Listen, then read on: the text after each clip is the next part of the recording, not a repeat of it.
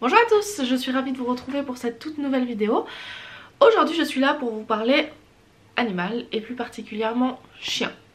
Donc comme vous pouvez le voir en arrière-plan, il y a ce petit bébé qui dort. Il y a ce petit bébé qui dort. Il frétille mais bouge pas. Eh, c'est l'heure de la sieste hein, les gars, on déconne pas. Bref, je suis là aujourd'hui pour vous parler chien. Je suis née entourée de chiens, c'est ma passion, c'est ma vie, j'aime les animaux en général, j'aime ça. Et les chiens, je vous dis, j'ai grandi avec, j'ai toujours été entourée de chiens. Je saurais même pas vous dire combien de temps ça a été la période la plus courte sans chien, mais j'en ai toujours eu en fait, toujours. Et je pense qu'il y a des points essentiels à aborder quand on veut avoir un chien. Quand on prend un chien, il y a des choses à savoir et j'aimerais vous en parler aujourd'hui parce que c'est une évidence pour moi. C'est une évidence quand j'en parle avec certaines personnes qui ont des chiens, mais c'est pas forcément évident pour tout le monde. Et c'est quand même quelque chose de très important à rappeler, surtout en ces périodes d'été. Enfin, pour moi les périodes les plus importantes à rappeler c'est été et Noël, parce que beaucoup de personnes partent en vacances l'été et abandonnent leurs chiens tristement, et on voit partout les spots publicitaires en ce moment et je trouve ça juste affreux et je peux même pas regarder ces spots tellement ça me brise le cœur en fait. Et Noël, parce que ça arrive la période des fêtes et beaucoup de gens veulent en faire des cadeaux. Donc on va aborder plusieurs points. Si je regarde en bas c'est parce que j'ai pris quelques petites notes dans mon carnet. Enfin petites, pas petites, mais bref, on y va tout de suite. Donc le premier point c'est justement, on n'achète pas un chien pour faire plaisir à quelqu'un, pour faire un cadeau. Un chien c'est un animal avec des sentiments, il ressent les choses. Et c'est pas, ouais c'est ça, c'est pas un cadeau, c'est pas mon enfant il veut un chien, je lui achète. Non, la responsabilité sera à un adulte ou à une personne, je dis ou parce que un adolescent peut très bien s'occuper d'un chien, hein, qu'on soit d'accord, et même un enfant, il faut pas mettre tous dans le même panier, mais tu peux pas offrir un chien à ta fille de 3 ans en disant oh elle a trouvé le chien du voisin trop mignon, elle en voulait un, je lui ai offert. Non, parce qu'à 3 ans, oui le chien va l'intéresser pendant 2-3 semaines, mais ensuite elle aura pas envie, et c'est normal hein, c'est un enfant, elle aura pas envie de se lever le matin à 7 h pour aller faire pipi au chien, et c'est normal. Et là par contre, ça consiste pas, enfin ça consiste, c'est pas vraiment le mot, ça c'est pas valable on dira que pour les chiens, ça c'est pour tous les animaux pareil. On n'offre pas un hamster à un enfant de 3 ans en se disant il va s'en occuper. Non, oui ça va peut-être l'intéresser pendant 2-3 semaines pour faire long et ensuite voilà. Encore une fois c'est une généralité bien sûr hein. Vous acharnez pas dans les commentaires ou quoi que ce soit. Typiquement je me souviens j'avais 6 ans et demi, 7 ans par là autour, je me levais à 5h30 le matin pour aller promener le chien avec ma maman, pas parce qu'elle me le demandait, de loin pas, mais juste parce que je le voulais, c'était mon chien, c'était comme ça. Donc je sais qu'un enfant peut le faire, mais tous les enfants ne le feront pas. Donc c'est bien important de rappeler qu'un chien, on ne l'offre pas pour faire plaisir, on n'offre pas en cadeau à un enfant, ce n'est pas un jouet, c'est un être vivant doté de sentiments réels. Ensuite, il faut bien penser qu'en achetant un chien, chaque chien aura son caractère, chaque chien aura sa spécificité et chaque chien aura ses propres besoins. Par exemple, un border collie aura besoin d'énormément de travail. C'est un chien qui demande à travailler, c'est un chien qui aime ça. C'est dans son caractère, c'est comme ça, c'est un chien... Bah c'est un chien de berger à la base, enfin donc voilà, beaucoup de bergers utilisent ces chiens pour ramener les troupeaux etc. C'est un chien qui aime ça, qui en demande. Donc il faut penser que par exemple quand on prendra un border collie, il aimera travailler, il aimera courir, il aimera se dépenser. C'est un chien qu'il faudra peut-être faire de l'agility avec, peut-être qu'il en aura ce besoin parce que c'est un chien qui en demande de travail. Un beagle c'est un chien qui aimera chercher, il a un fond chasseur et c'est comme ça pour tous les chiens. Il y a des chiens plus têtus, il y a des chiens qui creusent, il y a des chiens qui gardent, il y a des chiens qui... Chaque chien a sa spécificité et quand on prend un chien, il faut bien se renseigner si c'est un chien qui peut correspondre à ce que nous, on pourra lui apporter. Faut pas prendre, oui bah je sais pas, moi typiquement on a un boxer, il faut pas prendre un boxer en se disant il est joli, je veux un boxer, je prends un boxer. Voilà, il faut savoir pourquoi on prend un boxer. En prenant un chien, il faudra savoir qu'il y a des dépenses fixes à avoir, comme par exemple tout ce qui est l'arrache si on sort du territoire chaque 3 ans, les vaccins enfin quand ils sont petits c'est plus régulièrement, mais en étant grand c'est chaque année les rappels de vaccins, les vermifuges, la nourriture ça c'est chaque mois, c'est logique. Il y aura en premier on va dire tout ce qui est panier, laisse, jouets, etc. etc. Après ça se rachète au cours de sa vie. Mais il faut aussi penser qu'un chien, c'est comme un humain. Ça peut tomber malade, ça peut se casser une patte, ça peut avoir un problème aux dents, ça peut... Voilà, et c'est un budget à avoir. C'est de l'argent tout au cours de sa vie. C'est pas que je l'achète tant, je paye tant pour les vaccins au départ et ensuite plus rien. Non, un chien c'est toute sa vie, de l'argent à sortir. Après... on peut tomber sur un chien en plus, ça c'est aussi valable, le chat, n'importe quel animal encore une fois. On peut très bien tomber sur un chien qui aura un souci de santé, de peau, d'allergie, peu importe, et le budget sera plus grand. Et ça c'est la loterie, on peut pas le savoir avant. C'est comme mon chien il va très bien aujourd'hui et demain il peut avoir une tumeur. Voilà. Et c'est quelque chose d'imprévu. Donc il faut penser à ça. Il y a des vétérinaires super qu'on peut payer sur facture, qu'on peut s'arranger avec, il n'y a pas de souci. Il y a des vétérinaires que c'est pas le cas. Voilà. Et ça aussi c'est un point qu'il faut regarder avant, c'est trouver un bon vétérinaire. Pas parce qu'il a forcément une super réputation, mais vous le choisirez vous en fonction du feeling que vous avez avec nous. On a un vétérinaire, il est à 40 minutes en voiture plus ou moins, ça dépend de la circulation, bref. Il est à 50 km de chez nous. Mais pour rien au monde je changerai ce vétérinaire. Mon chien, quand je vais, d'ailleurs j'y vais tout à l'heure, mon chien quand j'y vais, il est heureux d'y aller. J'arrive devant, le chien il fait la fête, il tire pour aller chez le vétérinaire, on arrive dans la salle, le chien saute sur la table pour se faire ausculter. Il adore ce vétérinaire et pour rien au monde je changerai. C'est ça aussi qu'il faut penser, il faut trouver un bon vétérinaire et pas se fier à tel a dit que c'était un bon vétérinaire. Non, il faut se fier à vous, à ce que vous voyez du comportement avec votre chien, avec vous-même, etc. Si vous arrivez, ça peut être le meilleur vétérinaire du monde. Si vous voyez que votre chien en a peur, que vous, le feeling ne passe pas avec, n'insistez pas. C'est quand même quelqu'un que votre chien qui va suivre votre chien pendant X années de sa vie. Donc vraiment, pour moi, je pense qu'il faut bien choisir son chien. Et donc, pensez qu'il y a des frais tout au long de sa vie et que c'est des choses qu'il faut penser avant de prendre un chien. Que ce soit un grand chien, un petit chien, un moyen chien, peu importe la taille du chien, il y aura des frais. Peu importe. Ensuite, quelque chose qu'il faut savoir, c'est que chaque canton a sa liste de chiens qui est interdit.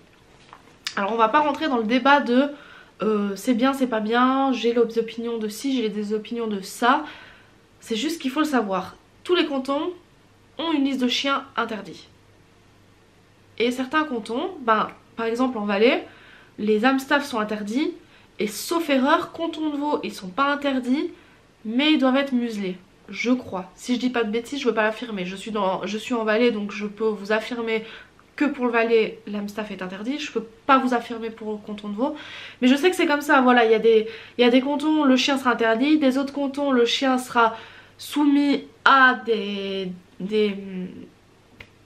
tests. Des cantons où ça sera obligation de museler. Voilà, donc quelque chose à faire, c'est pas je veux un pitch, je veux un Amstaff, je veux si je veux ça. Et bon, il n'y a pas que ça comme chien hein, sur la liste. Bref, encore une fois, je trouve ça con, mais on va pas rentrer dans ce débat, c'est un autre sujet. Bien se renseigner sur la liste. Je vous mettrai en barre d'infos la liste pour le canton du Valais des chiens qui sont interdits. Je peux pas le faire pour tous les cantons de Suisse, enfin je pourrais, mais Après je pense que c'est aussi à vous de vous renseigner quand vous voulez un chien, à faire le pas de savoir, voilà comme je vous dis, bien se renseigner de la race, de ci, de ça et de tout ce qui s'ensuit autour de ça. Donc aussi de savoir dans son canton le chien qu'on peut, qu'est-ce qu'on peut pas, s'il y a des cours, s'il n'y a pas de cours, s'il y a des tests, s'il n'y a pas de tests. Voilà, ça c'est des choses à vous renseigner. Oui, j'ai le nez qui gratte. Il faut être conscient quand on prend, eh ben j'ai de la peine. Il faut être conscient quand on prend un chien, j'ai toujours eu de la peine avec les on. Il faut être conscient quand on prend un chien qu'il va être chaud, qu'il va faire des bêtises et que ça sert à rien de hurler dessus pour lui apprendre les choses. Un chien, il faut l'éduquer. Comme il faut être conscient que ton chien, en venant âgé, il va peut-être faire pipi partout. Il va peut-être hurler à la mort pendant la nuit. Mais c'est pas qu'il fait des bêtises. C'est peut-être aussi pour montrer qu'il y a un souci. Peut-être qu'il est pas bien, peut-être qu'il y a un souci de santé. Il y a plein de choses. Et ça sert à rien de tout de suite engueuler son chien. Il sera chaud, il va tenter des choses, il va essayer de voir les limites. C'est normal, c'est une éducation. Et de là, il faut être patient. C'est comme un enfant, il faut tout lui apprendre. Et c'est normal. Et c'est ça avoir un chien. Voilà. Peu importe qu'il ait 5, 8, 15 ans, il aura toujours besoin de vous. Besoin de votre amour, besoin de tout ce que vous pouvez lui donner. C'est une grosse responsabilité d'avoir un chien, je pense. Il faut en être conscient. Et encore un point que je voudrais aborder, c'est que en Suisse, pendant un certain temps, pour avoir un chien, il fallait faire des cours théoriques. Et ensuite, des cours pratiques. Ces cours ne sont plus obligatoires. Les pratiques, la théorique, je sais pas. Honnêtement, je voudrais pas vous dire de bêtises. Les cours pratiques ne sont plus obligatoires. Je vous conseille à titre tout à fait personnel d'en faire. Vous n'êtes pas obligé d'en faire pendant 15 ans. Mais je pense que c'est bien de faire des cours chauds avec votre chien. Quand vous prenez un chien, d'aller dans une école, peu importe. Et ça, pareil que le vétérinaire, allez rencontrer plusieurs éducateurs canins et regardez avec lequel le feeling passe, avec lequel vous êtes d'accord avec ses méthodes, car chaque éducateur a sa méthode. Peut-être que vous ne serez pas d'accord avec celui de Jean-Pierre, mais que vous serez d'accord avec celui de Jean-François, et allez avec Jean-François. Vous voyez ce que je veux dire? Parce que peut-être qu'aussi telle personne n'aura pas le bon comportement avec votre chien et que l'autre oui, parce que votre chien préfère telle manière que telle. Enfin, vraiment, il faut vraiment s'adapter au caractère de votre chien. Mais moi je vous conseille de le faire, ne serait-ce que pour la sociabilisation de votre chien. C'est très important pour lui de connaître toute race, des grands, des petits, des moyens, dès qu'ils aboient, dès qu'ils aboient pas, dès qu'ils sont excités, dès qu'ils sont calmes. Parce qu'il ne sera pas forcément toujours dans votre cocon, que vous serez peut-être obligé d'être dans un groupe avec plein de chiens, et que si votre chien il commence à avoir peur, péter un plomb, c'est pas non plus la solution. Vous partez en vacances tout simplement, vous le mettez en chenille la durée des vacances, et bah, s'il a jamais vu d'autres chiens, ça peut être très vite compliqué. Ou alors vous le confiez à votre mère elle a un berger suisse ou je ne sais quoi, bref, et puis que votre chien, il a jamais vu un autre chien de sa vie, et puis là bah, il lui saute au cou. Bah, déjà c'est plus facile à faire garder enfin de mon point de vue, un petit chien qu'un grand chien. Mais si il s'entend avec tout le monde, ce sera peut-être aussi plus simple. Après bien sûr en grandissant, votre chien peut-être qu'il y aura une histoire avec un... Bah typiquement l'ancien chien à ma maman, il s'est fait attaquer une fois par un petit chien blanc. Bah ça ne passait plus avec les petits chiens blancs. Mon loulou, la loque ici présente. Un bébé. Oh, tu fais dodo. Tu fais genre l'air de rien. Lui il se fait toujours aboyer contre dans le quartier par un bosseron et un berger allemand. Et bah du coup ça passe pas. Bah voilà. Donc il y a des choses qui font que ça ne passera peut-être pas. Mais déjà je trouve top de faire ça pour la sociabilisation. Et même moi je vous dis, j'ai eu des chiens depuis que je suis née. J'ai toujours eu des chiens. À l'époque les cours n'étaient pas obligatoires. Et notre chien, un de nos chiens, on l'a éduqué complètement seul, etc. Ma maman s'est mise en couple avec une personne qui est une association en Suisse qui forme des chiens pour les personnes handicapées sur le plan moteur, et maintenant il traite aussi de l'épilepsie, etc. Je vous mettrai le lien de l'association d'ailleurs en barre d'infos. Mais revenons à nos moutons. Et cette personne qui forme donc des chiens au quotidien lui a dit mais ton chien est très bien éduqué. Oui, c'est vrai, voilà. Mais malgré que nous avons éduqué seul ce chien avec ma maman, quand j'ai eu Hadès, on a fait des cours. Parce que on apprend toujours. De toute façon, l'être humain apprend toujours, hein. Même celui qui pense tout savoir, il ne saura jamais tout. Mais je pense que c'est très important de vraiment prendre le temps de faire ces cours pour pouvoir répondre au mieux aux besoins de notre chien. Voilà, c'est les points très importants que je voulais aborder avec vous, enfin qui me semblent très importants. Si vous avez quelque chose à rajouter, bien sûr, n'hésitez pas à me le communiquer.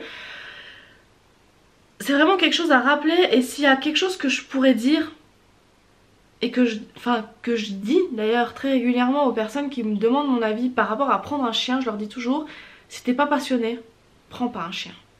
Parce qu'un chien c'est vraiment du travail tout le temps. Donc voilà, c'est tout. J'espère que cette vidéo vous aura plu malgré tout, même que c'était pas vraiment quelque chose en lien avec la beauté ou quoi que ce soit, mais c'est quelque chose qui me tient particulièrement à cœur, les animaux, leur bien-être, etc. Et je pense que c'est des choses qui sont vraiment importantes à rappeler. Un chien n'est pas un jouet, un chien n'est pas un cadeau, un chien est une responsabilité à vie et il aura besoin de nous. Donc voilà, et avec tout l'amour qu'ils peuvent nous donner, nous rendre, et malgré, tu rentres, t'es fâché, et le chien, j'en sais rien, il te bouscule, tu dis oh tu me fais chier, va à ta place, 5 minutes après il viendra te faire un câlin, parce que il a tellement d'amour à donner à un chien. Donc je pense que c'est des choses importantes qu'il faut rappeler quand même assez régulièrement pour les protéger. Voilà, on voit assez d'horreur, et si ce genre de vidéo peut aider à un chien ne pas finir abandonné, et ben je pense que c'est tout ça de prix. Donc voilà, je vous fais de très gros bisous et je vous dis à très bientôt dans une nouvelle vidéo.